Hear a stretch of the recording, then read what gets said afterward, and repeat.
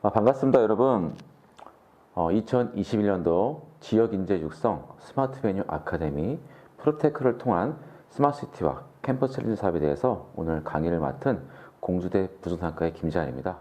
저는 먼저 2021년 국토교통부 캠퍼스 챌린지 사업에 있어서 제가 스마트 베뉴 사업에 관련된 연구 책임을 맡은 김재환이고요. 오늘 저하고 함께 총 3차시에 걸쳐가지고선 본 사업에 대한 내용과 그렇다면 어떻게 앞으로 부동산 쪽에서 새롭게 성장할 신성장 사업을 할 수 있는 프로테크를 함께 접목할 수 있는지 한번 저하고 함께 살펴보는 그런 시간을 갖도록 하겠습니다. 자, 여러분들 유인물 보시면요. 자, 먼저 목차입니다. 자, 목차는 크게 총 6개장으로 되어 있고요. 제가 각각의 차시별로 저희가 구분해 봤는데요.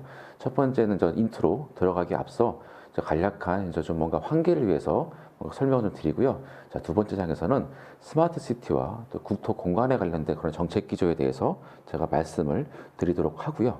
세 번째에서는 스마트 캠퍼스 챌린지 사업이 구체적으로 무엇인지, 그렇다면은 이러한 사업을 하기 위해서 기본 전제인 리빙랩은 어떠한 역할을 하고 있는지, 그리고 현재 우리나라가 하고 있는 사업 중에서 시흥 같은 리빙랩 시범 사업이 있거든요. 이 사업에 관련된 사례를 말씀드리고요. 마지막에 전반적인 그런 마무리로서 저하고 함께 각각의 3차 시로 구성해가지고 한번 살펴보도록 하겠습니다. 자, 먼저 첫 번째 장입니다. 자, 보시면은 두 가지의 신문에 기재되었던 그림들이 있어요. 맨 먼저 좌측에 좀 이렇게 누렁색 좀 표지를 보시면은 김용환 화백이 50년 후에 세계라고 그 당시 아마 제가 알기로는 70년대 후반쯤에 나왔던 그림일 거예요. 그러면 아마 70년대 후반이니까 지금 2021년도니까 거의 아마 거의 오늘날의 세계랑 가깝게 보이겠죠. 그 당시 50년의 미래는 어떨까? 꿈꿨던 거예요. 자, 보시면은 자, 먼저 왼쪽에서 보시면은 집은 수륙 공용에 대한 어디든지 갈 수 있다. 자, 여기 보시면은 배 안에 배가 집의 모양을 갖고 있고 바다를 갈 수 있는 그림들. 자, 보시면은 아마 영국에 있는 런던 같은 경우는 상당히 지금 지가가 높잖아요. 그래서 여러 가지 그런 고안 중에서 하나가 배를 가지고서 생활하시는 분들이 있어요. 어떻게 본다면 오늘날 거의 같은 형태라 볼 수 있겠죠. 자, 그 다음에 공산당은 없어진다. 자, 이거는 이 당시 반공에 대한 개념이 상당히 강했었잖아요. 지금은 거의 이런 것들이 거의 없죠. 자, 그 다음에 금과 은은 바닷속으로서 대량으로 캐낼 수 있다. 한때 우리가 보물선 프로젝트를 해가지고 아마 2000년도 초반인가요? 그때 했던 그런 펀드들이 있었죠. 자, 그다음에 담배와 술은 몸에 해롭다고 하여 중지해버린다. 물론 지금도 계속 이거는 좀 아닌 것 같아요. 그래서 지금도 계속해서 좀 하고 있지만 어쨌든 간에 더욱더 건강에 대한 모습들이 높아지고 있고 또 산은 무성해지고 있다. 자, 보시면은 그죠? 지금 계속해서 여러 가지 그린 사업들을 통해 가지고선 산이라든지 자연들이 더욱더 좋아지고 있고요. 도둑은 없어진다. 한때 7, 80년대 가보시면은 우리가 버스 정류장이라든지 사람들이 많이 모이는 곳에 가면은 여러 가지 소매치기들이 많이 있었죠. 지금은 거의 없습니다. 거의 없다고 봐야죠. 심지어 휴대폰을 탁자에 놓고 가도 그 어느 누구도 휴대폰을 건들지 않는 상황이 되겠죠. 자, 그 다음에 전쟁은 없고 또 모든 무기는 박물관에 갈 수 있다.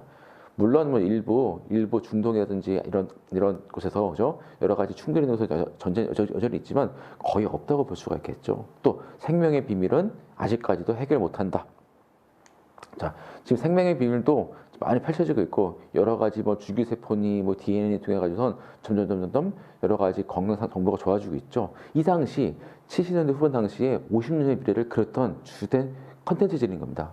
즉 집에 대한 부분들, 이념에 대한 부분들, 그 다음에 또 뭡니까? 바이오에 대한 부분들, 또 자연에 대한 부분들이 그 당시 먼 훗날 50년대 비쳤던 이 화백에 대한 생각이었죠. 자, 그러다가 왼쪽, 자, 여러분들 오른쪽에 하얀색 그림 서기 2000년대를 보시면요. 이거는 90년대 후반, 98, 9년대 나왔던 어느 모 신문에 기재됐던 그림이에요. 자, 앞으로 35년은 우리들 생활이 어떻게 달라질까? 자, 수학여행은 어디로? 달나라로 간다. 이미 지금 앨런 머스크가 하고 있는 달나라에 대한 사업들 이미 진행되고 있죠. 또 태양광을 이용한 집들 지금은 이미 상용화되고 있잖아요. 자, 그 다음에 전기자동차 이미 전기를 넘어서 수소까지도 지금 확대되고 있는 상황인 거죠. 또 움직이는 도로 무빙워크 지금 되고 있죠. 그 다음에 또 뭡니까? 또 전파 신문들, 우리가 흔히 알고 있는 인터넷 매체를 통해서 보는 것들, 거의 지금의 모든 것들이 지금 이루어지고 있는, 자, 90년대 후반에서 지금 본 미래가 저 2020년 후에 지금 거의 모든 기술들이 지금 상용화되고 있고 우리가 손쉽게 접목할 수 있는 거죠. 특히요 보시면은 바로 뭡니까? 모바일을 통해서, 휴대폰을 통해서 보는 부분들, 소형 TV라든지 또 통신, 이 부분들이 하나의 스마트폰으로 모든 것들이 지금 현재 이루어지고 있는 거죠. 자, 그러다가 그 다음 페이지 보시면은 최근에 이제 한 2019년도 정도에 나왔던 그림이에요. 자, 보시면은 2050년죠. 이후에 미래는 어떻게 바뀔까? 자, 보니까 바로 움직이는 건물. 자, 저 무빙 빌딩이 있고, 자, 그 다음에 자기 취향대로 건물의 방향들이 자유자재로 움직이고, 또 해저주택. 아마 저기 어디죠? 중도라든지 몰디브 같은 곳은 해저에다가 그런 조그만 그 호텔을 짓고선 그거를 상당히 비싼 금액으로 볼 수 있게 해줘. 해저주택이 이미 상용화되고 있고, 또 자동차로 날아다니는 사람처럼 주차도 할 수 있고, 그 다음에 요리도 해 먹을 수 있고. 지금 같은 경우에는 뭡니까 여러분들, 요새 코로나가 여러 가지 상황이 있으니까 뭐 우리가 홈밀 시장이라 하는 가정 간편식 시장이 또 발달했죠. 자, 이런 부분들, 또 순간이동에 대한 부분들, 화성으로의 여행들, 자, 거의 지금 점점 어떻게 됩니까? 미래의 모습들이 바뀌어가고 있는 거죠. 이제는 하나의 행성을 떠나서 다른 행성으로 여행 갈 수 있고, 또 그 행성을 통해 가지고선 여러 가지로 또 교류할 수 있는 뭔가 그러한 미래의 상으로 점점 발전하고 있는 거죠. 자, 이러한 모든 변화들이 기술의 발달과 과학의 발달, 그리고 여기에 움직이는 제조라든지 이런 부분에 있어서 여러 가지 적응을 통해 가지고서 점점 삶의 모습들이 발달해 가고 있는 거겠죠. 자, 그래서 우리가 이 그림을 보시는 것처럼, 자, 우리가 앞으로 어떠한 모습으로 갈 것인지를 한번 살펴볼 수 있다는 거예요. 자, 그래서 지금 오늘 제가 하고자 하는 이 강의의 내용들이 바로 스마트시티라는 것들은 뭡니까? 도시 자체가 스마트화, 똑똑해진다는 거예요. 지능형 도시이고 똑똑한 도시이고 모든 사람들에 대한 행태들을 DB화할 수 있고 분석을 통해 가지고선 우리의 삶이 풍족해지고 뭔가 평안할 수 있는 그런 단계로 가는 사업인 거고, 이거를 담는 하나의 그릇이 바로 프로테크라고 하는, 프로퍼티 테크놀로지라는 부동산과 기술 접목한, 그래서 스마트 홈이라든지 그 다음에 스마트 빌딩, 그리고 공유경제, 이런 부분들이 그렇게 점점 발전해 가고 있다는 거죠. 자, 그래서 이 세 가지 컷의 그림들이 앞으로 우리의 국토 공간이 어떻게 바뀔지, 우리의 모습들이 어떻게 변화할지를 아마 농투적으로 보여주는 그런 그림이라고 보시기 때문에 저는 이 세 가지 그림을 제가 한번 담아봤습니다. 자, 그 다음 이 장을 보시면요. 자, 스마트시티의 개념들이 나와요. 자, 스마트시티의 개념 저희가 한번 읽어볼게요. 자, 4차 산업혁명 시대에 혁신 기술을 활용해서 시민들의 삶의 질을 높이고 도시의 지속 가능성을 제고한 다음에 또 새로운 사업, 또 새로운 산업들을 육성하기 위한 플랫폼을 말한다는 거죠. 자, 우리가 4차 산업혁명을 다 들어봤을 겁니다. 그죠? 우리가 과거에 1, 2, 3차, 그죠? 전기가 발달하고 증기 발달하고 이런 걸 넘어서 이제는 뭡니까? 모든 것들이 다 접목된 거죠. 기술 간의 융합이 이루어지고, 이를 통해서 도시에 살고 있는, 타운에 살고 있는 사람들의 삶의 질을 높이고, 또 도시 지속 가능성. 자, 쉽게 말해서 여러 가지 지속 가능성이 뭡니까? 환경적인 부분들, 또 과학적인 부분들, 또 그 도시 안에 들어가야겠는 여러 가지 행태적인 부분들이 계속해서 서스테이너빌리티, 지속 가능성을 제고하고, 이런 것들이 하나하나의 산업 단위로 연결되고, 이런 연결된 걸 통해 하나의 플랫폼으로 만들어지는 것들이 바로 스마트시티라고 보시면 되겠죠. 자, 그래서 스마트시티의 구조를 보시면요, 일반적으로 도시에 ICT라든지 빅데이터 등 이런 신기술을 접목한 다음에 각종 도시 문제를 해결하고 삶의 질을 개선할 수 있는 도시 모델로 정의하고 있다는 거죠. 자, 여러분들 지금 동탄 신도시 과거에 UCT라고 불렀어요. UCT에 대한 시범 단지였죠. 자, 유비쿼터스 시티. 자, 이거는 단순히 그 도시의 개념에다가 뭔가 우리가 약간 와이어리스를 접목해서 뭔가 도시에 대한 인프라를 좀 개선해보고, 주로 도시에 관련된 도로라든지 또 뭡니까? 환경에 대한 부분들, 주로 상하수도, 그 다음에 교통에 대한 부분들을 뭔가 ICT를 접목해서 해봤던 것들이에요. 지금은요, 스마트시티로 가서요, 이제는 이 모든 것들이 기반 인프라가 아니라 우리 개인 단위의 주거까지 들어오고 주택까지 들어오고 이 주택을 넘어서 우리 한 개인에 대한 이동의 패턴까지도 분석해주는 그런 형태로 스마트시티로 바뀌어 온다는 거겠죠. 자, 그래서 바로 최근에는 다양한 혁신 기술을 도시 인프라와 결합해서 구현하고 또 융복합할 수 있는 공간이라는 의미로 바로 시티 플랫폼, 어반 플랫폼이라고 활용되고 있다는 거죠. 자, 그래서 바로 서비스 계층에서 도시 문제에 대한 해결과 삶의 질을 제고를 위한 바로 서비스 구현과 융복합 발생으로 우리가 스마트 시티 구조도를 이해해 볼 수가 있다는 거겠죠. 자, 이거는 현재 국토부에 있는 스마트시티 통합 플랫폼에 있는 제가 그림을 하나 갖고 온 내용이에요. 자, 보시면 크게 축들이 바로 교통이라는 축이 하나 있고, 환경이라는 축, 그다음에 생활복지, 경제, 안전, 에너지. 그래서 크게 6가지의 그런 축으로 구성이 되어 있어요. 자, 교통에 대한 대표적인 개념들은 바로 스마트 파킹. 뭐 여기 이 안에는요. 뭐 요새 같은 경우에는 대부분의 이런 주택이라든지 어떤 빌딩을 지으면은 차가 지하 주차장으로 들어가면은 센서를 이용해 가지고선 주차할 수 있는 공간을 비춰주죠. 그래서 뭐 그린 라이트이 들어오면은 여기는 빈자리다. 또는 심지어 어느 빌딩에 가면요 레이저로 쏴줘요. 들어오면요. 그래서 스마트 파킹을 통해 이용하시는 부분들이 있고, 그다음에 자율주행과 또 운영 고도화. 자, 이거는 지금 현재 지금 국토부가 있는 행복도시라고 하고 있는 5-2 생활권 같은 경우에는 바로 우리가 자율주행을 시범 단지로서 운영해보고 있는 거죠. 그 생활권 안에서 모든 것들이 버스라든지 이런 부분들이 운전기사 없이 자율주행으로 한번 테스트를 현재 해보고 설계하고 있어요. 그만큼 더 바로 자율주행이 앞으로 상용화되고 있다는 거죠. 자, 그 다음에 바로 스마트 신호체계에 대한 교통관리. 자, 이미 지금 각각의 스마트시티 통합 플랫폼이 권역 단위로, 뭐 서울 단위, 대구 단위, 또 각각의 도 단위로 이루어지고 있고, 이것들을 하나의 플랫폼 묶어가지고선 주로 교통이라든지 방범, 스마트 교통 방범으로 이루어지고 있어요. 그래서 스마트 신호에 대한 부분과 교통에 대한 부분들. 자, 그 다음에 모빌리티. 자, 이거는 하나의 개인 단위로, 차량 주행부터 통해서 차량 주행뿐만이 아니라 퍼스널 모빌리티까지 우리가 흔히 알고 있는 전동 킥보드 같은 식으로 해서 각각의 방들이 이어지고 있죠. 그래서 전혀 도보로 걸을 수 없게끔 뭔가 하나의 비키를 통해 가지고 이루어지는 그런 단위로 교통들이 이루어지고 있다는 거고요. 자, 그다음에 환경은요. 바로 상하수도에 대한 수질 관리. 자, 5-2 생활권 같은 경우, 자, 그리고 또 한 가지. 자, 여러분들 부산에 가면은 수자원공사가 현재 하고 있는 에코 델타 시티 같은 경우는요. 각각의 그 집집마다 총 53개의 가구가 10년 단지로 이제 운영이 되고 있고, 지난주부터 12월 셋째 주부터 입주가 시작됐어요. 그 중에서 수자원공사가 하고 있는 물에 대한 부분들을 이미 관리하는 곳이죠. 그렇기 때문에 각각의 가구 단위로 가정용 정수기 있는 게 아니라 그 권역별로 그 지역별로 정수기를 놓는 거예요. 지에다 묻어요. 그 다음에 가장 가까운 곳에서 물을 공급해주고 또 상하수도관을 통해 가지고서 바로 어때요? 환경에 대한 부분도 저감시켜주는 그런 식으로까지도 수도 관리가 이제는 이루어지고 있다는 거죠. 자, 그 다음에 대기 오염에 대한 그런 부분들.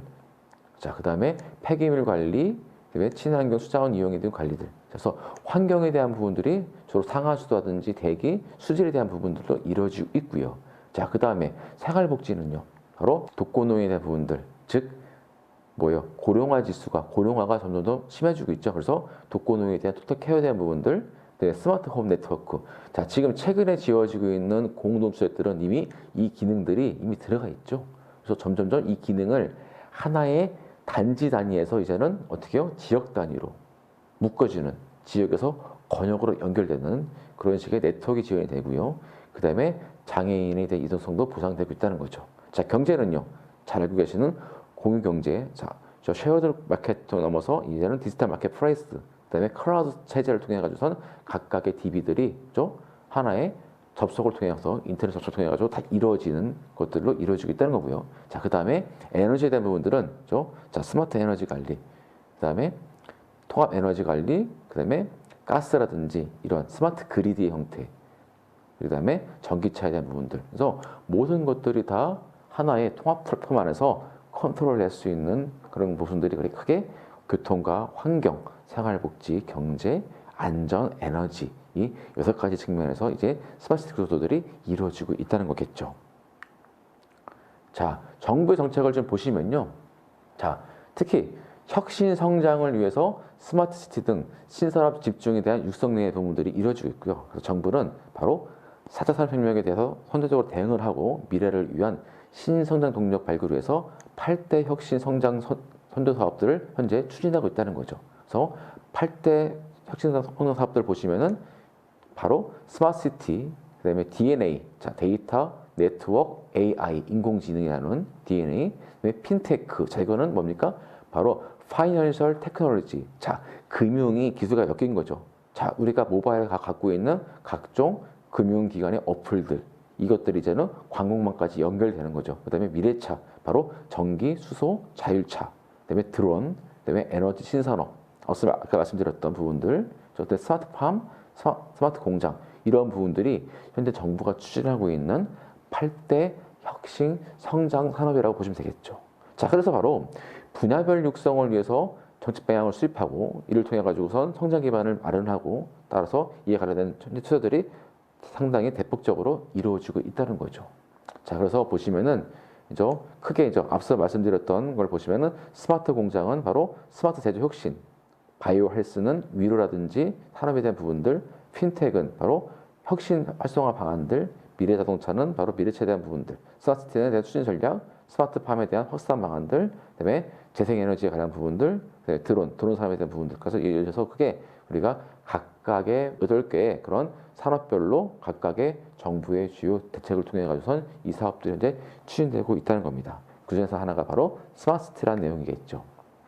자, 그래서 바로 스마트 시티 정책들은 여러 가지 환경과 여건 변화에 따라 가지고 단계적으로 확장되고 진화되어 왔다는 거예요. 우리가 2014년 이전까지는 바로 UCT라고 하는 유비쿼터시티라고 하는 것들이 이미 구축이 됐죠. 그래서 그리고 이후에 제2기 신도시랑 행복도시, 혁신도시들이 지정됨으로써 점점 고속 인터넷망을 통해 가지고 이런 ICT 기반의 구축 사업들이 결합되어 온 거죠. 자, 그래서 바로 그 다음에 UCT 다음에 바로 이 에코시티, 이제는 환경에 대한 부분까지 한번 이어져 보자라고 해서 UCT에 대한 부분들을 연구가 이루어졌고요. 그래서 이거 관련된 기본 서비스라든지 요소 기술들 통합프로도 개발이 됐고, 그 다음에 2017년까지는 이런 시스템들 연계된 사업들로 이루어지고 옵니다.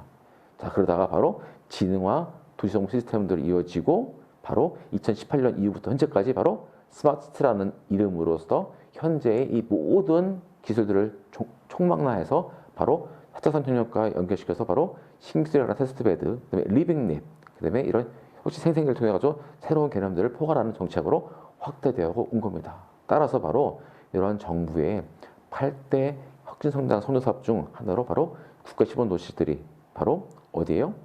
부산이라든지 회전같이 시범도시에 조성이 되었고, 이런 것들 점점점 스마트화가 되고 있고 앞으로 산업과의 선택을 연결시키는 그런 다양한 정책의 방향으로 구성이 되어오고 있다는 겁니다. 자, 발전 단계를 보시면은 앞서 제가 말씀드렸던 내용들이고요.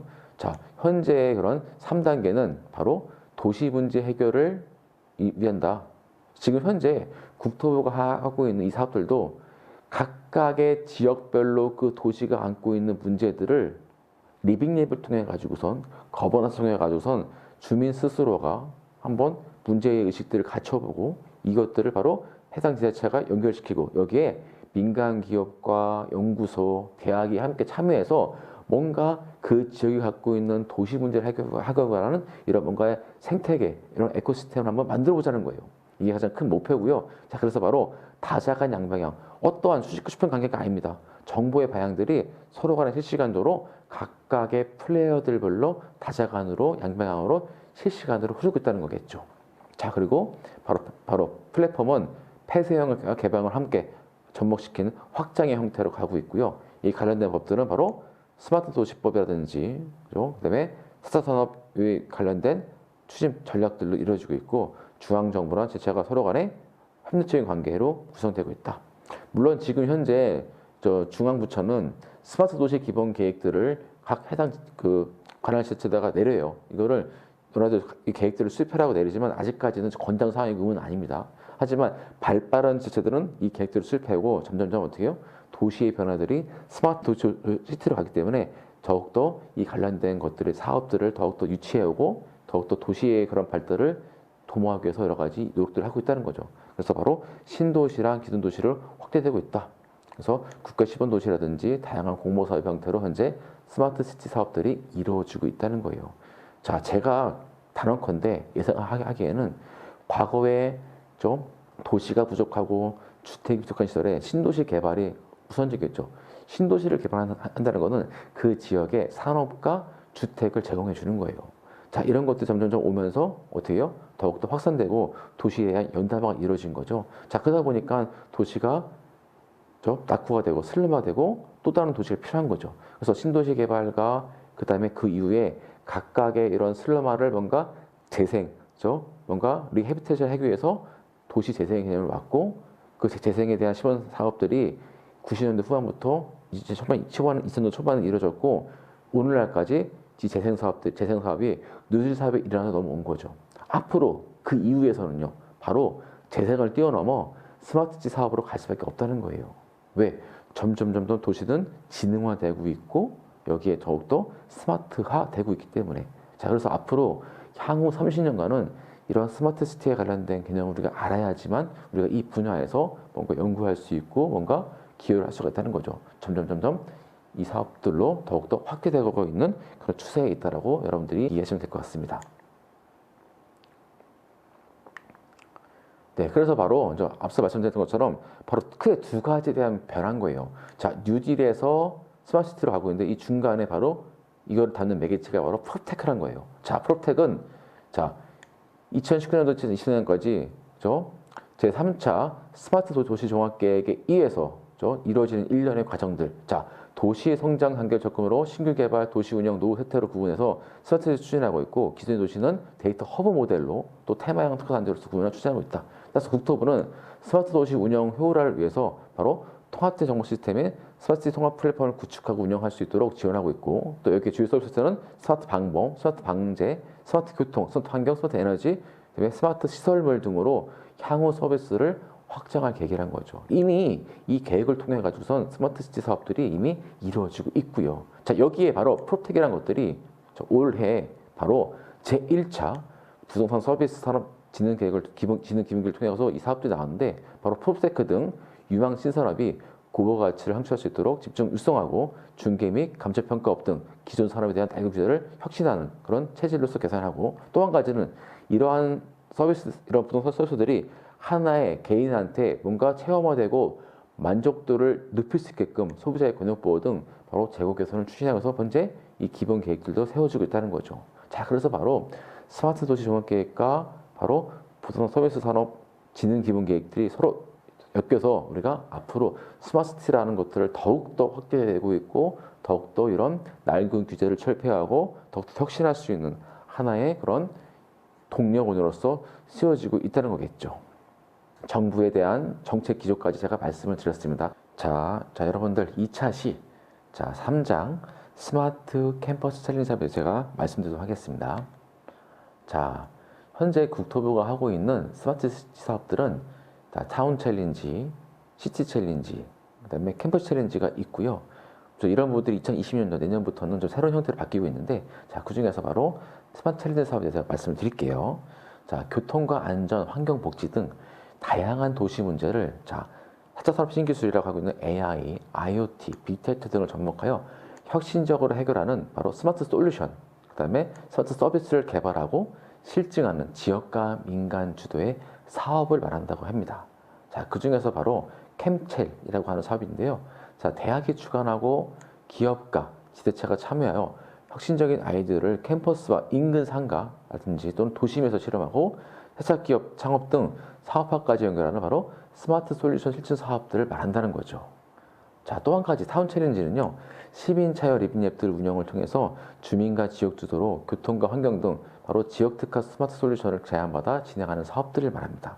자, 그 중에서 오늘 제가 말씀드린 사업은 바로 캠첼 2021년도 사업 중에서 바로 8개 대학이 선정이 되었고 저희는 바로 공주대학교 컨소로서 현재 구성이 되어 있고요. 그래서 공주대학교 스마트된 사업단으로 저희가 현재 사업을 하고 있고요.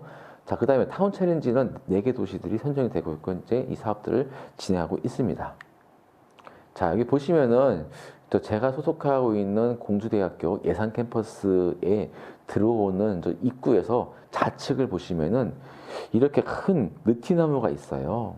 사실 저희들이 이 사업을 할 때 어떠한 컨셉과 어떠한 아이디어를 가지고 할까? 자, 기본적으로 제가 속해 있는 군 단위의 대학에서는 좀 여러 가지로 도농이 복합되어 있겠죠. 자, 그러다 보니까 여러 가지 인프라든지 이런 부분들이 좀 낙후될 수밖에 없겠죠. 특히 또 군 단위의 이런 시골로 갈수록 뭔가 이 나무들이 있고 과거에 어르신들, 우리가 혹시 여러분들 전원일기 아시는지 모르겠어요. 전원일기를 보시면은 그 농촌이 나오고 그 농촌 안에서 어떠한 큰 나무 안에 큰 평상들이 있고 거기에 옹기종기 모여서 뭐 수박도 먹고 또 여러 가지 또 담소도 나누고 이런 광경들을 우리가 시골에 가면 볼 수가 있잖아요. 바로 느티나무라는 곳은 여기 보시면 평상들이 이렇게 있어요. 밑에 느티나무라는 곳은 뭔가 이 마을의 사람들을 이리로 집합시켜주거나 또 교류할 수 있는 하나의 공간이고 또 이 외부에서 차가 들어오거나 외지인들이 들어올 때 뭔가 이 안에서 방법을 할 수 있고 통제를 할 수 있는 또 하나의 또 그런 공간이라는 거예요. 자, 그래서 시골 단위에서의 이러한 느티나무 아래 큰 평상들은 뭔가 마을 사람도 연결해 주지만 외지인도 찾아내 줄 수 있고 외지인에 대한 통제도 할 수 있고 또 이 안에서 모든 그런 의사결정을 할 수 있는 뭔가 일련의 하나의 그런 교류 장소가 되겠죠.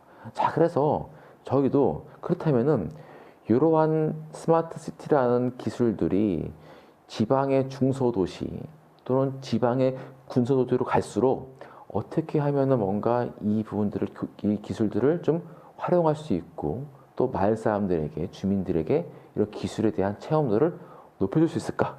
그런 컨셉으로 저희가 잡은 게 바로 스마트 베뉴라고 하는 바로 스마트 느티나무라고 하는 하나의 공간 안에서 이루어지는 기술에 대한 전파, 뭔가 그리고 스마트시티에 대한 여러 가지 사업들을 공유할 수 있는 그런 내용들이었어요.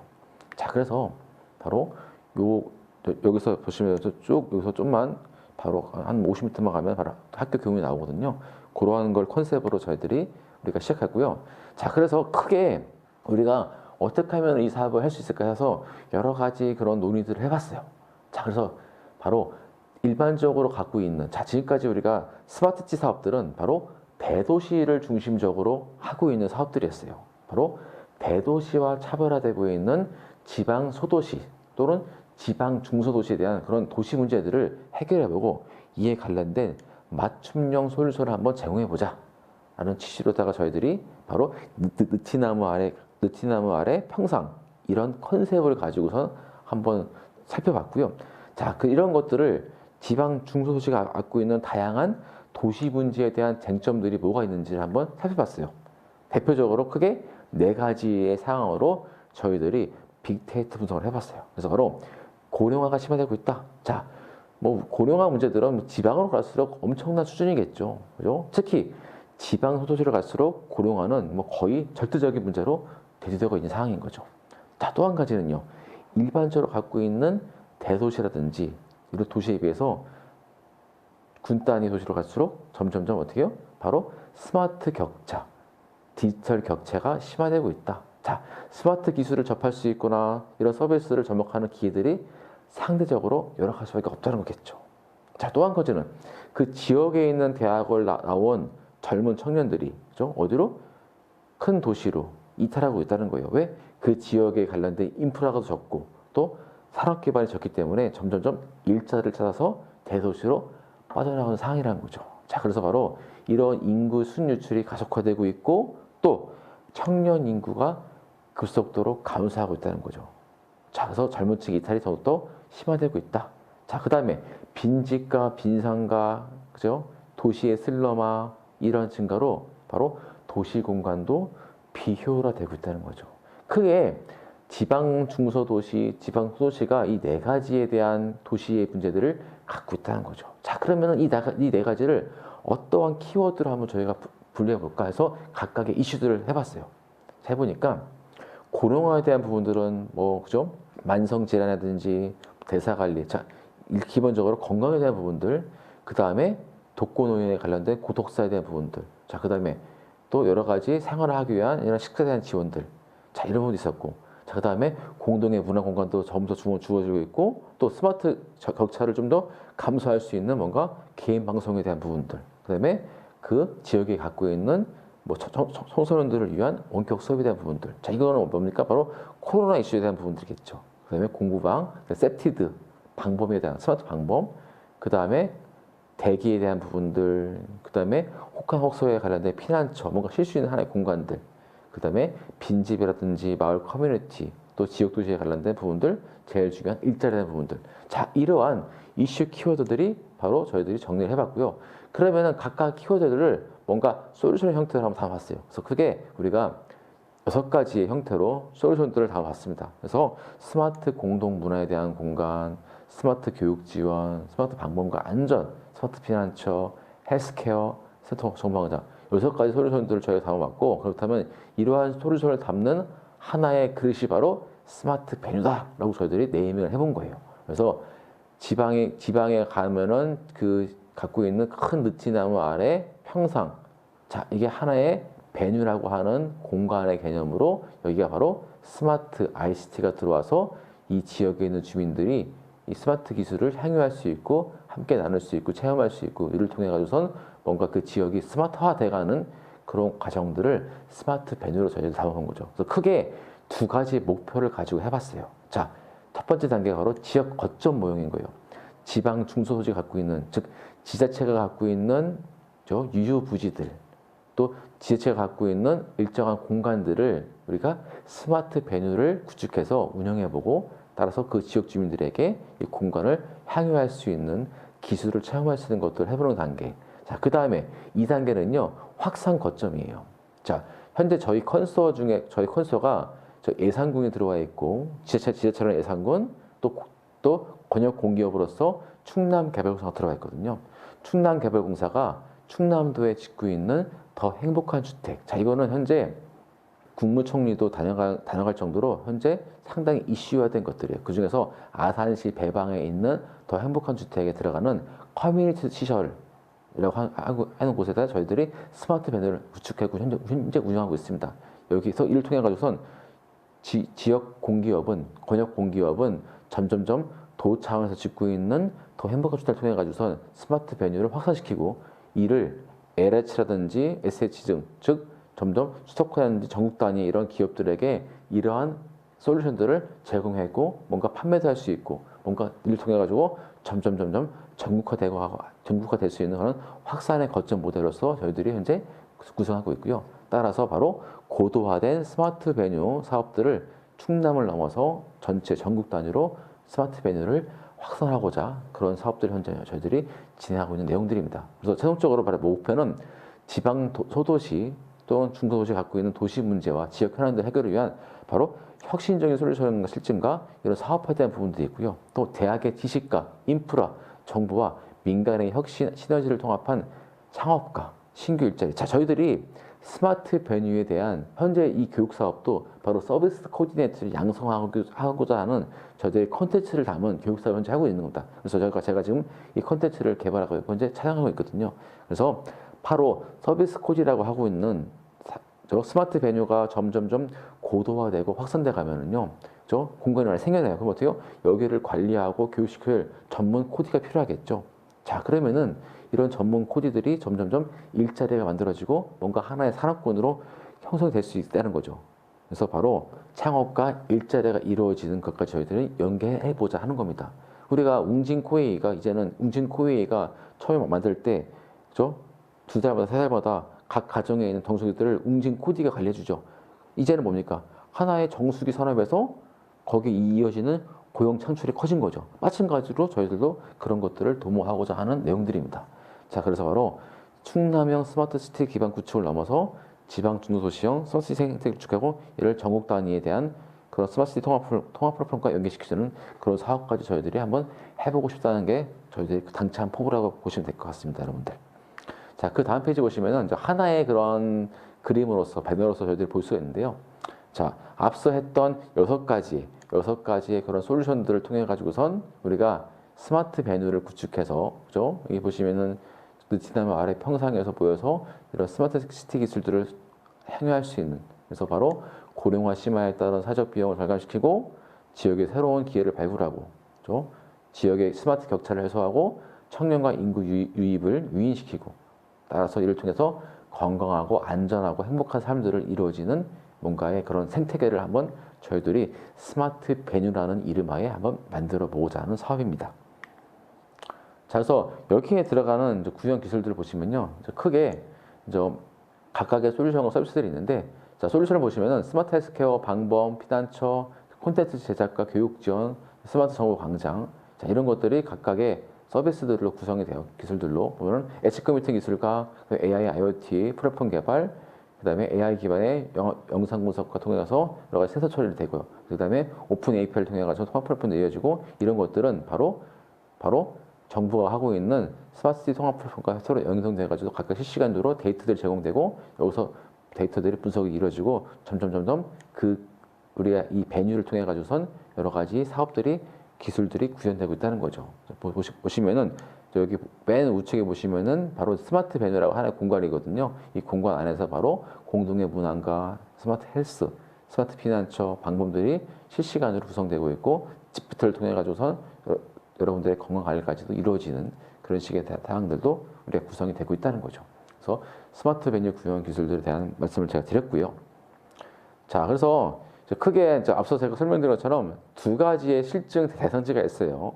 그래서 공주대 예산급에 속한 예산군이 현재 유휴부지를 제공했고, 이 유휴부지에서 현재 예산 문화원을 통해 가지고선 스마트 베뉴 공간들이 구성이 됐고요. 그 다음에 충남개발공사가 하고 있는 아산시 배방에 있는 더 행복한 주택 단지에서 커뮤니티 시설 안에 바로 베뉴들이 구축이 되어 있는 사항들입니다. 그래서 예산군과 아산시 이 두 가지의 실증 사업지로 저희들이 구성을 해봤습니다. 크게 이 사업은 이제 2차년도로 이루어지고 있는데요. 자, 올해 2021년도에는 우리가 스마트 베뉴 두 개를 타입을 완공을 했고요. 현재 운영하고 있고요. 그 다음에 향후 1년 동안은 이 사업에 대한 고도화랑 확장을 하기 위해서 여러 가지 노력들을 현재 벌이고 있습니다. 자, 그래서 바로 특히 이 사업은 크게 바로 이 공간과 공간 데이터에 대한 수집 유계들을 가지고서 볼 수가 있겠는데요. 자, 우리가 쉽게 말해서 성동구라든지 완주가 하고 있는 스마트 정류장들이 있어요. 여기는 철저하게 스마트 정류장에 오면은 버스 정보를 볼 수가 있고 잠깐 쉴 수 있고 이 정도 할 수 있는데, 문제는 여기에서의 이루어지는 데이터들은 철저히 공공 데이터란 거죠. 민간 데이터로 활용이 안 돼요. 여러 가지 법적 사항도 있을 테고요. 하지만 베뉴 안에 들어오면 어떻게 해요? 공공과 민간이 베뉴 안에 들어오면 하나의 그레이존을 통해 가서 민간의 데이터들도 공공에 연결시켜주는 뭔가 데이터의 수집과 확장을 더욱더 할 수 있다는 거죠. 그래서 우리가 바로 그레이존을 통해 가지고선 기존의 이런 개인 공간과 즉 프라이빗 스페이스랑 퍼블릭 스페이스를 넘어서는 바로 데이터 허브로서의 역할을 하고 있다는 거고요. 또 한 가지 가장 큰 역할은 바로 서비스 코디네이터를 양성한다는 거겠죠. 그래서 지역사회 수요자 맞춤형 서비스 코디를 양성해서 바로 서비스 코디네이터에 대한 교육과 훈련이 이루어지고, 그 다음에 스마트 베뉴 구현을 통해서 비용에 대한 부분들, 그 다음에 전문 인력들 양성을 하고요. 그 다음에 거버넌스라는 의미를 통해 가지고 지역 주민과 전문가들을 서로 이어주고 끊임없이 뭔가 계속해서 개선된 서비스를 저희들이 발굴하고자 하고요. 그 다음에 성과라든지 이런 만족도 평가를 위해서 바로 리빙랩들을 현재 저희들이 운영하고 있다는 겁니다. 자, 사업의 혁신성을 보시면요, 크게 6개 측면에서 저희가 놓고 볼 수가 있겠는데요. 바로 지방 중소도시의 도시 문제를 해결하고자 했고요. 그 다음에 스마트 기술로 서비스를 다양화시켰고, 그 다음에 데이터 그레이즈를 통해 가지고선 과거에 이런 공공 데이터들을 민간화시켜주고, 이 민간화시킨 데이터들을 뭔가 응용하고 발굴할 뭔가 얘를 이용할 수 있는 그런 단위로 확장을 해봤고요. 자, 그 다음에 이것들을 국가 스마트시티 통합 플랫폼과 연결시켜서 바로 공공의 데이터로 저희들이 확대해서 있고요. 그 다음에 다양한 응용 솔루션과 서비스를 통해 가지고선 각각의 그런 서비스 기반의 플랫폼들을 우리가 활용하고 있고요. 그다음에 마지막에 바로 지역 특성 맞춤형, 그 지역 갖고 있는 여러 가지 서비스들을 제공하고, 왜 거버넌스랑 림 통해 가지고서 점점점 그 지역에 맞춤형 그런 서비스들을 저희들이 현재 발굴하고 있다는 겁니다. 그래서 크게 6가지 측면에서 우리가 사업의 혁신성을 우리가 이야기해 볼 수가 있을 것 같습니다. 저희 사업은 기존에 7개 서비스별로 기존 사업과 다른 특산점들이 있는데요. 이제 크게 헬스케어 측면에서는 저 주민들이 함께 이 서비스를 공유하고 이 공간 안에 들어와서요. 공유하고 향후 지자체가 관련된 그런 서비스들을 함께 운영할 수 있는 그런 차원이 있고요. 교육 같은 경우에는 이제 코로나 이후에 이제 원격 수업에서의 여러 가지 그런 서포트를 하는 그런 하나의 그런 기반 시설을 제공하고 있고요. 자, 공동생활 편의 같은 경우에는 저 이 안에서 여러 가지 저 영화라든지 뭐 부족한 여러 가지 문화생활들, 그다음에 여러 가지 뭐 식사라든지 이런 것들 할 수 있는 것들, 그다음에 그 로컬 코드를 통해 가지고선 지역의 현안 부분들 또 그 지역에 갖고 있는 파티 부분들을 함께 할 수 있는 그런 하나의 장소로서 역할을 하고 있을 수 있겠고요. 자, 그다음에 이제 방법 같은 경우에는 이제 과거의 CCTV를 넘어서 이제 AI 기반의 시스템을 통해 가지고선 여러 가지 위험 사항들을 예방할 수 있고 또 방범할 수 있는 효과들을 증대할 수 있겠고요. 자, 기존의 스마트 정류장에서는 단순히 버스를 기다리는 거에 지나지 않았는데 이제는 이 안에서 그죠? 여러 가지 기후 대응 변 서비스를 늘릴 수 있고 각종 정보를 통해 가지고선 지역에 갖고 있는 이런 부동산 정보들을 손쉽게 접할 수가 있겠고요. 그 다음에 현장 코드라든지 그다음에 스마트 베뉴 서비스 코드를 통해 가지고선 그 거버넌스라든지 리빙을 통해서 이루어지는 다양한 서비스형 형태들을 함께 공급하고 함께 참여하고 함께 발굴할 수 있는 그런 역할로 크게 7개 서비스별로 우리 사업은 여러 가지 차별성을 가지고 있다고 보면 되겠죠. 자, 그 다음에 사업 운영 관리는요, 두 가지 스마트 베뉴가 예산군과 충남개발에서 이 스마트 베뉴가 기속이 돼요. 그럼 이후에 여러 가지 그 지속적인 운영 관리가 지자체랑 공사를 통해서 이루어질 거고요. 이 안에서 저희들이 서비스 코디네이터를 통해 가지고 지속적으로 운영을 할 예정입니다. 자, 보시면 앞서 설명드린 것처럼 공주대학교는 이 사업을 주관하는 연구기관이고요. 그래서 주로 저희들은 리빙랩과 거버넌스, 그 다음에 모든 것들에 대한 통합 운영 관리를 저희 주관기관인 공주대학교 하고요. 예산군은 관련 사업부지랑 관련 공간을 통해서 이 내용들을 제공해 줬고요. 그리고 향후에 지역 주민을 연결시키는 그런 확산형으로 가고 있고, 충남개발공사는 배방에 짓고 있는 더 행복한 주택의 커뮤니티 시설에다가 공간을 제공해 줬고, 이후에 보다 더 확산형 모델로서 이루어지고 있고요. 자, 설계랑 기획과 시공을 맡은 아키큐 플러스는 여러 가지 비즈니스 모델이라든지 향후 보다 나아지고 있는 서비스 개발들을 이루어지고 있어 향후 앞으로 이 사업들을 뭔가 좀 비행화 시켜서 더욱더 확산할 수 있는 그런 계기로 이어지고 있고요. 퍼스트 마일은 ICT 기술과 솔루션의 제공들 이 부분들을 연결을 시켜주고 향후에 대한 유지 관리에 대한 부분들을 함께 하고 할 계획입니다. 그래서 크게 5가지 콘솔로 현재 이루어지고 있고요. 현재 유기적으로 협력적으로 이 사업들이 잘 진행이 되고 있습니다. 자, 네, 공구 사업 추진과의 연계성은 이제 앞서 제가 말씀드린 것처럼 3차 스마트 도시 조명 계획과 연계가 이루어지고 있고요. 이 부분들은 바로 국가가 하고 있는 스마트 시티 통합 프로그램과 이 사업도 연계됩니다. 따라서 스마트 밴은 도시 공간 쪽으로 개인 공간과 실내 도시 공간을 연결하는 데이터 허브의 역할을 하면과 동시에 지자체에 대한 스마트 시티 데이터를 수집하여 바로 국가 정보 스마트 시티 통합 프로그램과 연결시킨 다음에 각각의 지역에서 요구하는 바로 새로운 서비스들을 확대하고 재생산할 수 있는 그런 사업으로 저희들이 연계를 하고 있습니다. 자, 기대 효과를 보시면요. 자, 스마트 시티 제공 영역과 기술 발전, 일자 창출 3가지를 놓고 볼 수가 있겠는데요. 자, 지방 중소도시, 소도시가 갖고 있는 도시 문제들을 해결하고자 했고, 특히 공동 대응 체계랑 바로 주민 체감도를 향상할 수 있는 그런 사업 모델을 제시해 봤고요. 자, 그 다음에 기존의 기술을 뭔가 실증화하고 고도화하고 사업화하기 위한 도시 서비스 발굴 제공을 했고요. 특히 국토부가 현재 추진하고 있는 AI 스마트 하우징 연구랑 이 사업과 연결시켜가지고서 각각의 도시 단위의 연구들을 뭔가 베뉴 단위로 끌고 와서 뭔가 좀 이루어질 수 있는, 접목할 수 있는 그런 기술에 대한 응용 영역들을 확대하고 있고요. 가장 큰 것 중에 하나는 바로 서비스 코디네이터를 통해 가지고 신규 일자리가 이루어지고 이를 통해서 맞춤형 비즈니스 모델을 구축한 다음에 더욱더 신규 산업들이 확장하고 육성할 수 있는 그런 계기로다가 이루어지고 있습니다. 그래서 크게 스마트 시티 제공력이 확대되고 있고 기술 발전에 기여하고 마지막에 일자리가 더욱더 창출해주는 그런 기대 효과를 저희들이 갖고 있다고 볼 수가 있고요. 그래서 2개의 타입의 베뉴를 통해 가지고서 본격적으로 지역 현안과 확산 거점, 그래서 충남도를 넘어서 이제 전국 단위까지 이루어질 수 있는 그런 베뉴 사업으로 이 사업을 현재 진행하고 있습니다. 4장 스마트시티의 기본 존재 리빙랩에 대해서 함께 살펴보도록 하겠습니다. 자, 이 개념은요, 이전부터 지속적으로 언급되었던 개념이에요. 아마 우리 일상생활에 많이 이제는 접목되어 있고 많이 녹아져 들어온 그런 내용들인데요. 자, MIT의 윌리엄 위첼 교수가 자, 이번 건축 설계를 하신 분인데 자, ICT에 최적화된 미래 주택을 설계하면서 이 개념을 보다 수면 위로 끌고 오신 분이에요.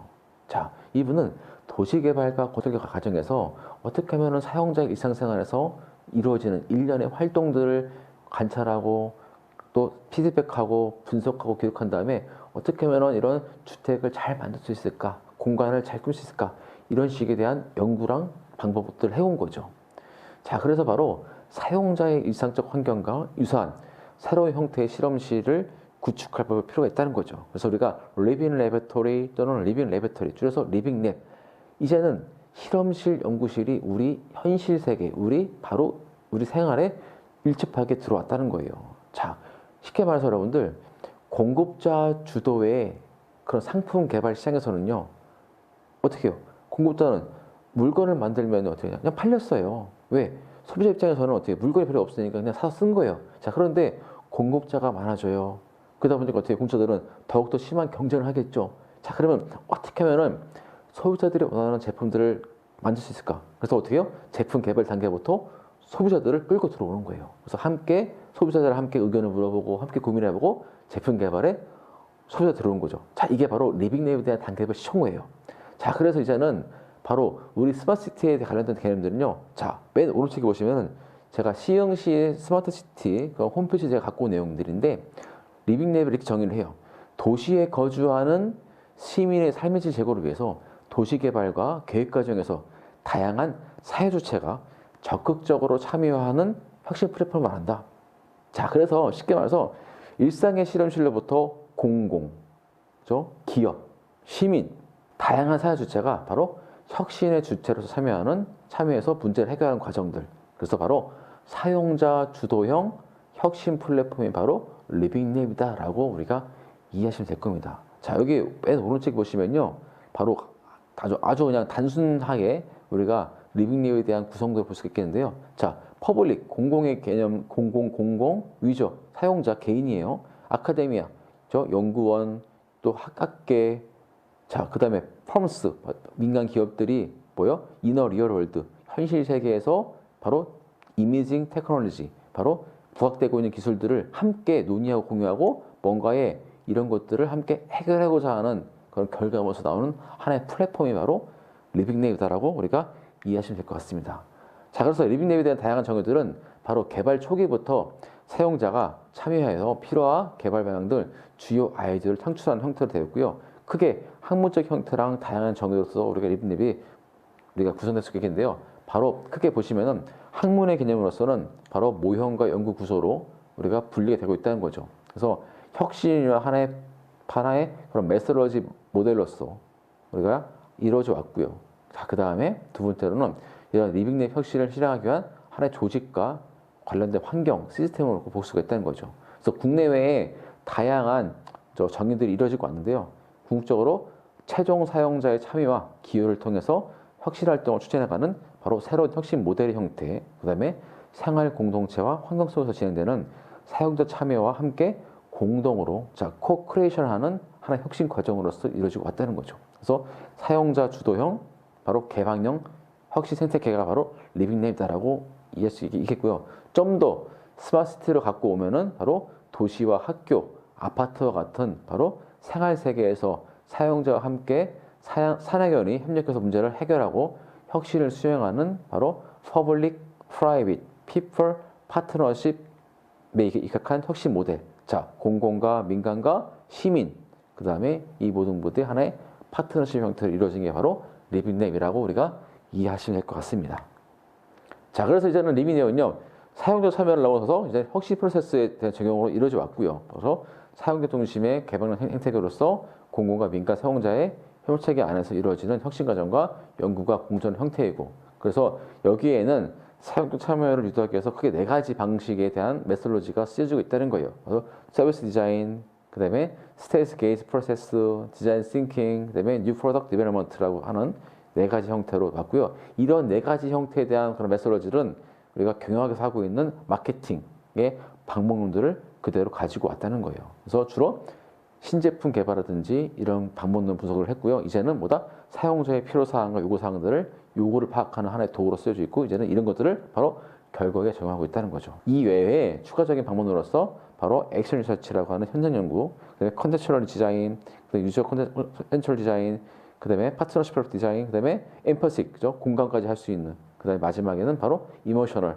감정까지 이어지는. 자, 그래서 크게 참여 유도하는 네 가지 방법과 그다음에 뭔가 현장이라든지 또 어떤 맥락, 또 사용자에 대한 동기부여, 공감, 참여 이런 부분까지도 이제는 추가적으로 더욱더 다양하게 리빙랩에 대한 그런 연구들이 활발하게 이루어지고 있다는 거죠. 자, 그래서 바로 리빙랩은 뭐니까 여러분들 관찰해서 이제는 함께 창조하는 코크리에이션 하는 형태로서 이어지고 있고 그 다음에 수요와 발굴과 검증에 대한 그런 참여로 이루어지고 있다는 거죠. 그래서 소극적 참여에서 이제는 적극적으로 이제는 혁신 과정까지 이루어지는 그런 차별화의 단계로 이루어지고 있고요. 자, 그 다음에 개발과 문제 해결의 주체로서 바로 사용자에 대한 그런 가치 증대를 하고 있다는 거죠. 자, 그래서 바로 급변하는 사회에서도 놓여지는 여러 가지 측면의 부분들을 다양한 그런 뭔가 새로운 메소로지를 가지고서 한번 작용해보고 이를 통해 가지고선 궁극적으로 바로 소셜 이노베이션, 사회혁신을 해보자는 거죠. 그래서 최근에 리빙랩은 바로 소비자의 변화와 그 다음에 과학과 기술의 발달, ICT 접목, 그래서 산업의 범위와 시간의 변화들이 더욱더 크게 확산되고 있다는 거죠. 그래서 그렇게 리빙랩에 대한 개념들이 이어지고 있고요. 자, 그래서 바로 개발과 문제 해결의 주체로서 바로 사용자에 대한 가치들이 더욱더 증대되고 있다.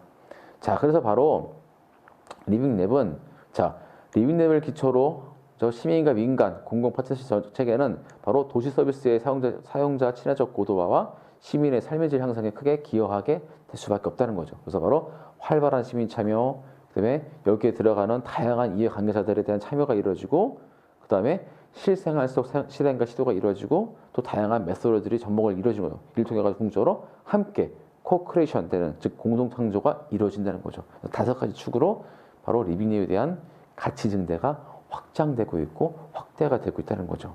자, 그러면 바로 리빙랩에서는 어떤 것이 가장 중요할까요? 바로 리빙랩은 단기간 진행되는 일회성, 단편적 사업을 그치지 않고 리빙랩을 통해 축적되는 데이터와 경험, 지식, 네트워크를 기반으로 사회적 공유 가치를 창출하고 이런 것들을 궁극적으로 도시혁신의 밑거름으로 사용할 수 있는 바로 선순환적 시스템을 만드는 것이 가장 중요하다는 거죠. 그래서 바로 리빙랩을 통해서 사회적 공유 가치를 발굴하고 이것들이 바로 어번 이노베이션 할 수 있는 그런 밑거름을 댈 수 있는 그런 시스템으로 바꿔온다는 거죠.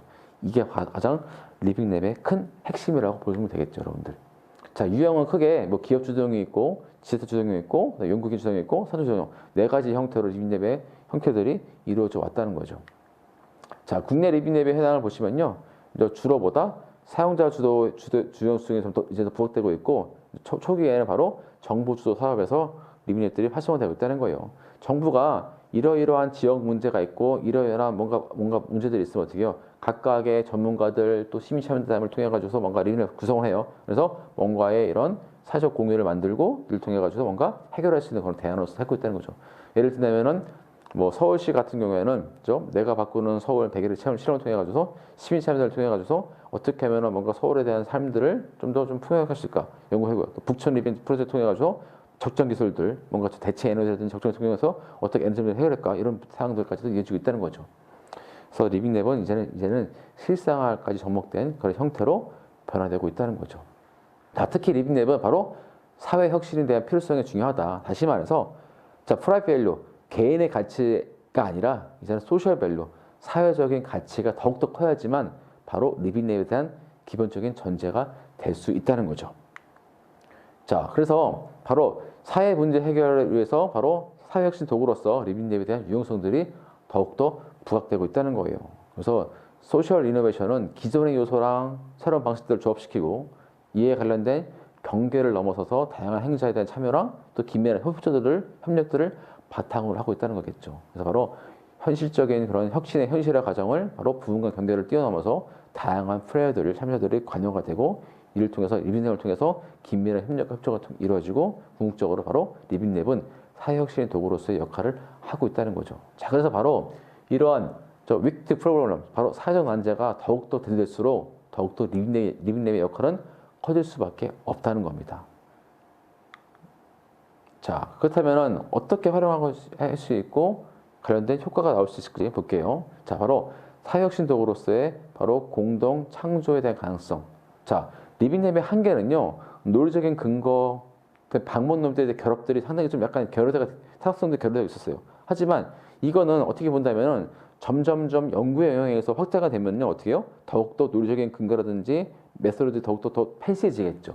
자, 그래서 바로 이러한 부분들을 바로 사회적 차원으로 이슈를 통해 가지고 도출해보고 얘를 바로 문제 해결 과정으로 써보자는 거죠. 그래서 바로 검증을 통해서 사업화에 대한 위험을 감소시키고 또 개발에 참여하는 그런 이해관계자에 대한 자원과 지식에 대한 그런 공유, 이런 부분들이 바로 제공될 수 있다는 거죠. 그래서 이해관계자들에 대한 참여와 조정을 통해 가지고 궁극적으로 우리가 리빙랩은 바로 공동 창조에 대한 역할을 하고 있다는 겁니다. 자, 또 한 가지는요, 바로 지속 가능한 이슈에 대한 유연한 대응이 가능할 수 있다는 거죠. 자, 기술, 아이디어, 도출과 개발, 또 제품의 구현과 시장 진입에 대한 사회 간극들.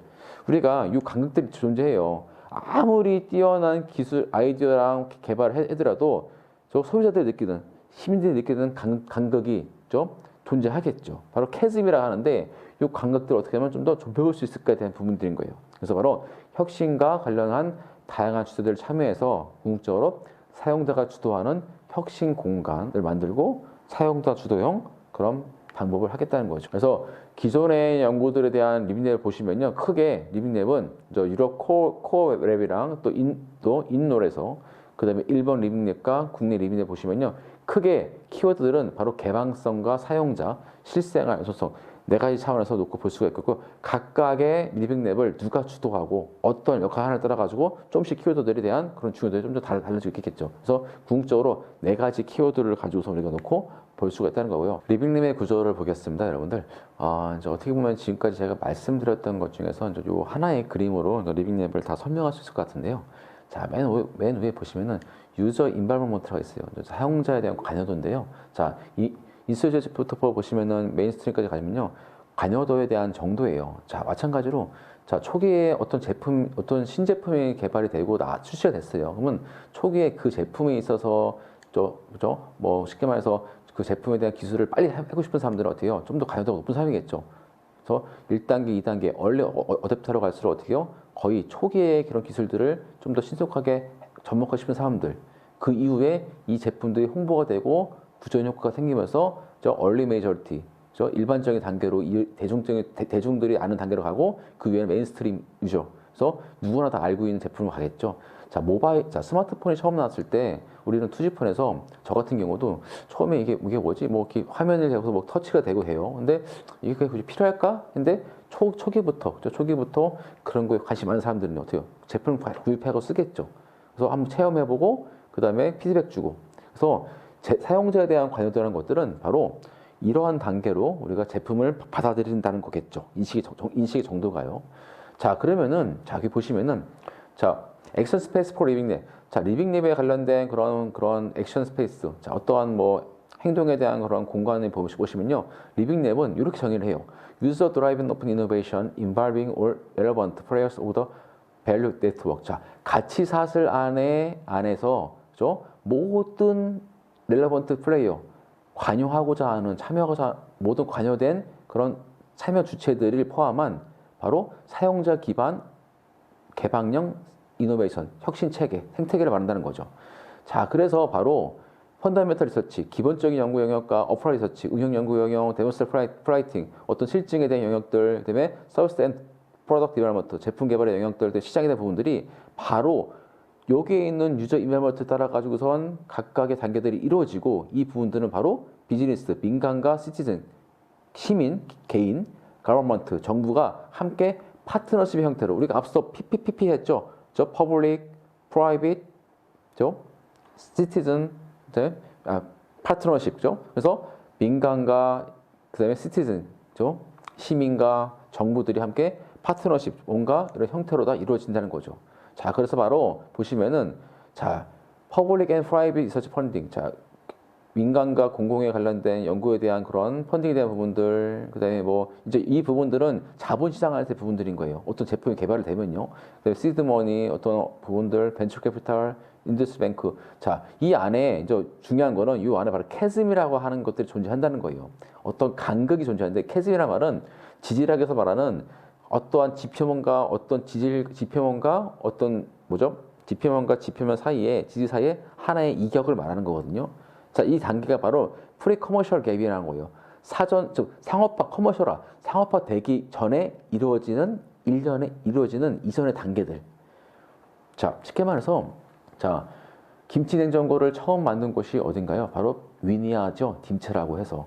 그 당시에는 일반적으로 냉장고만 있었어요. 그죠? 냉장고도 냉동칸, 냉장칸이 있었고. 그런데 이제 우리가 시골에 갈수록 겨울이 되면은 그죠? 어떻게 해요?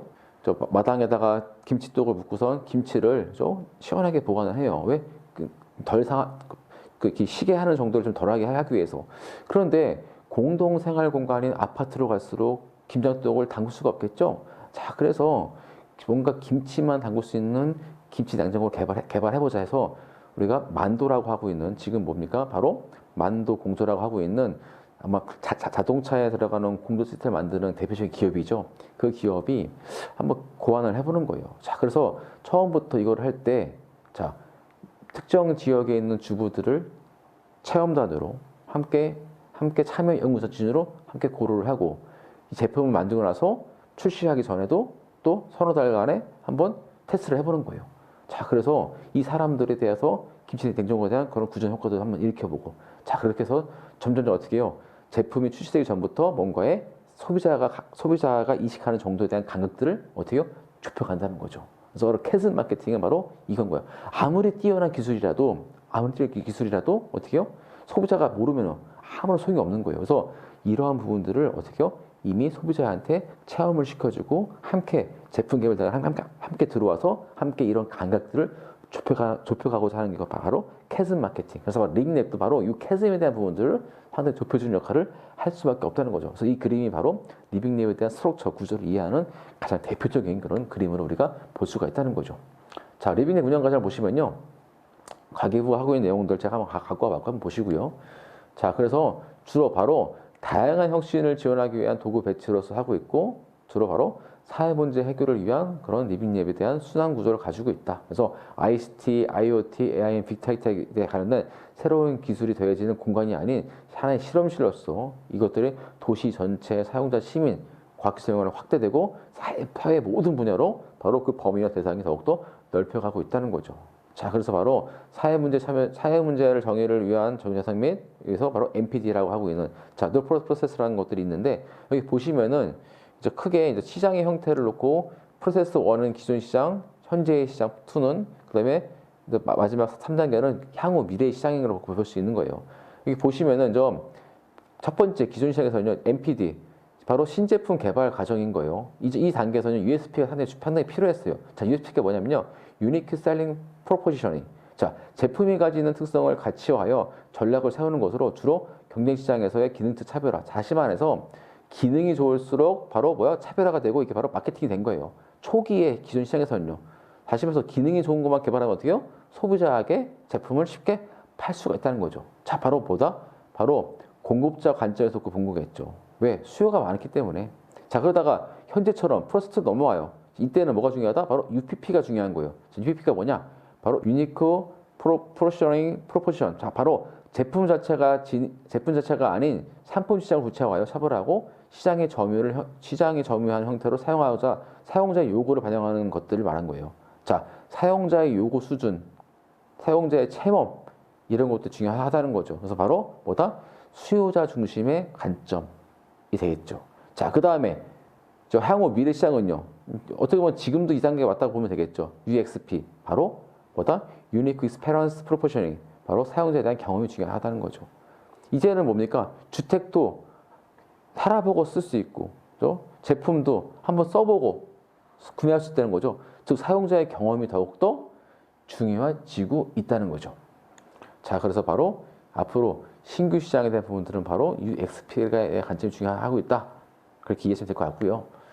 자, 그 다음에 디자인 싱킹과 린 스타트업은요.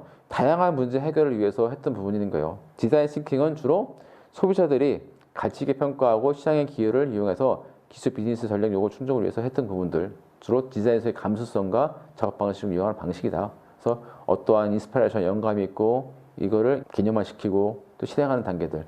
자, 린 스타트업은 뭐다? 고객의 요구를 정확하게 파악해 효율적으로 생산하고 조직원에게 참여한 권한을 부여하여 지속적으로 개선을 추구하고 아이디어, 제품, 데이터 구축, 측정, 학습이라는 단계를 통해 반복적으로 정리하는 과정들. 자, 린 스타트업은 여러분들 100m 달리기를 할 때 우리가 가만히 서서 땅 하면 어떻게 해요? 바로 튀어나올 수가 없겠죠. 자, 100m 달리기를 하기 위해서 뭐예요? 바로 도움발 닫기, 자세를 45도 정도로 구부려주고 그 뒤에, 발꿈치 뒤에는 도움발 닫기 공조. 그래서 권총이 빵 올리면 바로 확 튀어나가죠. 자, 다시 말해서 그런 거예요. 린, 꾸준하게 있다가 바로 출발하는 거죠. 왜? 실시간으로 고객의 요구사항을 직접적으로 반영한 다음에 얘를 바로 제품 개발에다가 바로 실시간으로 반복적으로 계속해서 제품을 버전업한다는 거죠. 우리가 어떤 웹을 만들면 어떻게 해요? 계속해서 버전업이 되죠. 바로 뭐다? 린 스타트업이라는 거 보시면 될 거예요, 여러분들. 자, 그 다음에 리빙랩에는 앞서 말씀드린 것처럼 다양한 이해 강좌들이 있다는 거예요. 그래서 PPP에 대한 부분들 있고, 자, 그 다음에 특히 사용자 참여가 중요하다는 거죠. 그래서 바로 리빙랩을 기획하고 운영하고 확산하기 위해서는 궁극적으로 사용자의 참여가 중요하다. 그래서 사용자랑 이해관계자, 전문가의 협업들이 이루어져야지 기획 단계나 운영 단계, 평가를 확산하는 단계에서 여러 가지 큰 효과를 볼 수가 있다는 거겠죠. 자, 사례를 제가 갖고 와봤는데요. 자, 이제 디자인 싱킹에 대한 사례인 거예요. 여러분들 오랄비 칫솔을 아실 거예요. 대표적으로 칫솔을 만드는 기업이죠. 자, 과거의 칫솔들은요, 주로 성인 사용자 위주로 되어 있었죠. 그러다 보니까 아이들이 성인 사용자 칫솔 쓰려면요, 칫솔 모두 두툼하고 길이도 크고 손잡이도 불편했겠죠. 그래서 오랄비는 어떻게 해요? 어린이를 위한 전용 칫솔을 개발하게 되는 거예요. 그래서 바로 디자인 싱킹 과정을 겪은 거죠. 사용자의 경험과 요즘 문제점을 찾는 관찰과 사용의 행태들을 발견해 보는 거예요. 어떻게 하면 아이들이 어떤 형태로 칫솔을 잡고 어떤 각도로 잡고 어떻게 일을 하고 아이들의 체는 어떠한지. 그래서 바로 오랄비 어린이 전용 칫솔이 개발이 된 거죠. 이게 바로 디자인 싱킹에 대한 부분이고요. 자, 두 번째 사회문제 해결형 리빙랩에는요, 아쿠아덕트라는 게 있는데, 자, 여기 보시면은 뭐 가나라든지 뭐 콩고 같은 이런 저개발 국가 이런 나라에 가면요, 어떻게 해요? 주로 식수라든지 이런 부분들이 상당히 위생들이 상당히 좀 부족한 상황이겠죠. 특히 어린 아이들이 집에서 멀리 떨어진 곳까지 걸어가서 또 오염된 조그만 웅덩이라든지 저수지에서 물을 길러와요.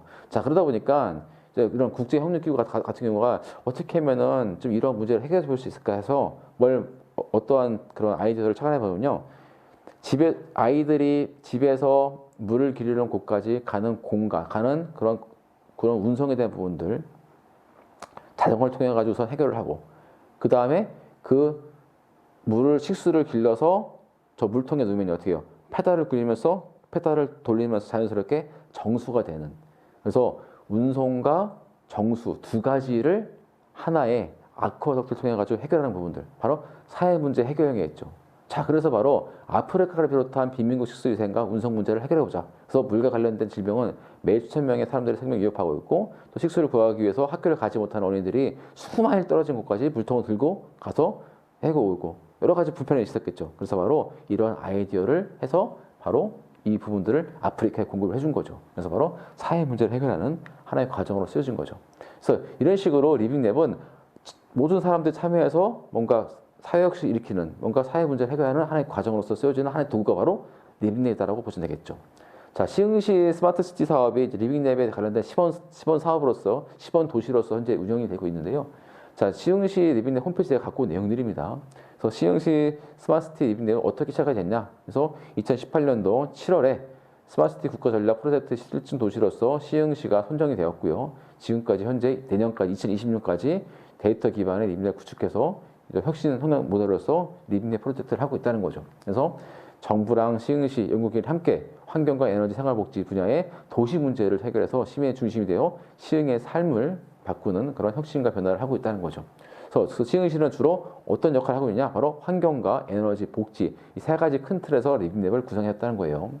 그래서 바로 인간 중심의 기술, 도시 문제 해결, 지속 가능한 사회랑 시민철 도시 네 가지에 대한 컨셉을 가지고선 현재 시흥시를 리뷰를 하고 있고요. 자, 그 중에서 첫 번째 보시면은 기술 혁신과 비술 창출이나 리뷰의 실증을 이해해주고 있다는 거죠. 보시면은 맨 오른쪽에 보시면 여러분들 아주 다양한 기업들이 저 시흥시부터 포함해서 민간 또 공기업, 뭐 의료기구, 저 의료기관부터 해가지고 다양한 기업들이 대학까지 해서 다 들어와 있어요. 그래서 디자인 기술 혁신과 비즈니스 창출을 위한 리빙랩 형 실증을 하고 있고요. 또 도시의 특정 지역에서 리빙랩을 구현하기 위해서 다양한 그런 비즈니스 모델을 개발하는 데 초점을 두고 있다. 그래서 환경과 에너지, 생활복지 이 세 가지 측면의 데이터들이 시티랩 센터, 시흥시 시티랩 센터를 통해 가지고선 데이터 허브 플랫폼이 이루어지고 간략한 데이터들이 만들어지고 여기서 혁신 비즈니스 모델로 개발과 서비스 검증이 이루어지고 이를 통해 성과가 이루어지고 이 성과들이 다시 한번 궁극적으로 새로운 서비스에 대한 개발로 이루어지는 그런 선순환 체계 형태로 그런 모델을 갖고 있다는 거죠.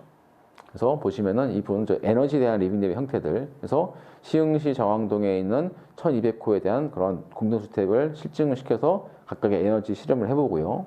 그 다음에 또 시와 산단에 있는 5개소에 대한 부분들도 또 에너지 사업에 대한 효율을 해보고, 그래서 얘네들을 국가 포털과 연결시켜가지고선 에너지에 대한 실천 사업으로 이루어지고, 여기에는 서울시 서울대 시흥 캠퍼스가 이제 연계가 돼서 함께 이루어지고 있다는 거겠죠. 자, 데이터 허브는요, 주로 이제 여러 가지 그런 실시간 데이터들을 환경과 에너지, 복지 분야, 교통 등 실시간의 데이터를 연결해서 하고 있고요. 공공경망 데이터랑 또 시흥시 외에 타 도시의 스마트 통합과 데이터도 연결이 되고 있고, 또 민간 데이터들을 협조를 부르고 있다는 거죠. 따라서 데이터 허브 플랫폼에 대한 개념이 이루어지고 각각의 안전, 행정, 환경, 에너지, 생활복지, 공모라든지 교통 이 모든 리빙랩을 통해 가지고선 우리가 각각의 사용자 중심에 대한 그런 데이터들을 제공해 되고 있다는 거죠. 그래서 바로 데이터 허브 플랫폼도 구성하고 있다는 내용들. 그 다음에 혁신 비즈니스 모델 개발을 위해서 바로 지금까지 했던 내용들을 다 묶는 거죠. 그래서 각각의 공통 기능과 도메인을 입장시키고 또 혁신 비즈니스 모델 개발 프레임워크 구축을 위해서 바로 비즈니스 뭔가 이런 도메인 융합을 통해 가지고 각각의 비즈니스 모델들을 구성하고 있다는 거예요. 그래서 바로 데이터 허브 플랫폼에 공간정보 관련 데이터 관리랑 분석 시각화 기능을 연계시키고 이를 확장한 다음에 바로 공간정보 레이어 기반의 도메인 융합한 비즈니스 모델을 만들고 있다는 거죠. 그래서 여기까지 해서 이제 시흥시에 관련된 제가 내용을 좀 말씀을 드렸고요. 마지막으로 이제 지금까지 했던 내용들에 대한 뭐 결론이라고 보시면 되겠는데요.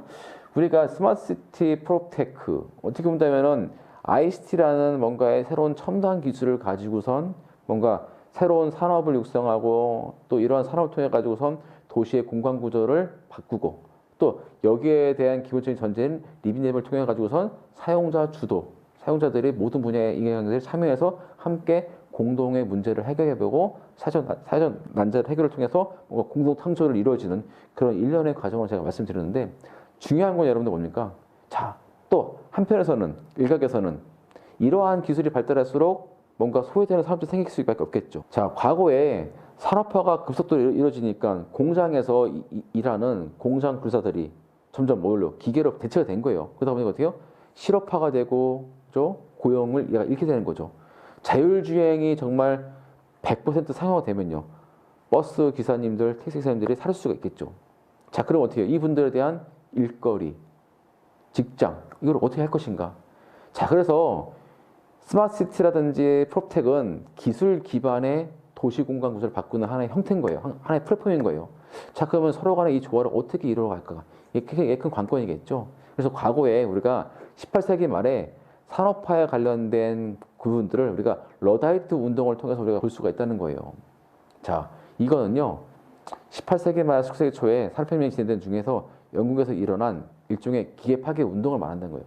기계가 발전하면서 방직업과 양모산업 등에 대한 종사하던 그런 노동자들이 실직을 했어요. 그래서 어떻게 해요? 저기 있는 저 기계를 가서 때려 부시면은 내가 다시 일자리를 얻지 않을까 해서 기계를 우리가 파괴하는 운동이었죠. 자, 일각에 뭐 부동산 쪽에서 중개라든지 간평도 점점 웹에 개발하고 어플이 좋아질수록 어떻게 해요? 중개가 그냥 실시간으로 휴대폰을 내릴 수 있다는 거죠. 그럼 어떻게 해요? 중개업자들, 또 감정평가사들 할 수가 있겠죠. 자, 그래서 어떻게 하면은 이런 산업의 기술의 발달과 고용에 대한 형태들을 더욱더 조화롭게 할 수 있을까? 그래서 우리가 이거에 대한 교훈을 바로 러다이트 운동에서 찾아볼 수밖에 없다는 거겠죠. 그래서 이건 아마 우리 모두가 함께 고민해보고 해결해야 할 부분이지 않을까 싶어요. 그럼에도 불구하고 우리는 더욱더 이러한 기술에 대한 부분들을 적극적으로 적극적으로 잘 받아들이고 어떻게 하면은 이 산업군을 더욱더 발전할 수 있을까? 쉽게 말해서 저렇게 새롭게 이루어지는 기계들, 그죠? 기계화의 부분들을 내가 개발해주는 인력이 되면 되겠죠. 급속도로 발전하고자 하는 산업의 형태에서 그 산업에 원하는 기술이라든지 여러 가지 그런 지식사항들을 내가 계속해서 열심히 습득한 다음에 더욱더 그거에 내가 기여하면 어떻게 해요? 이제는 어떻게 해요? 거기서 더욱더 내가 더욱더 그 혁신하고 뭔가 그 각광받을 수 있는 하나의 그런 그 산업의 주요 인력이 되지 않을까 싶고요. 그래서 그런 측면에서 저는 러다이트 운동을 가지고선 그렇게 제가 마무리를 짓까 합니다. 요거는 함께 여러분들과 좀 공유하고 함께 고민해볼 여러 가지 문제이지 않을까 싶습니다. 여러분들 오랜 시간 동안에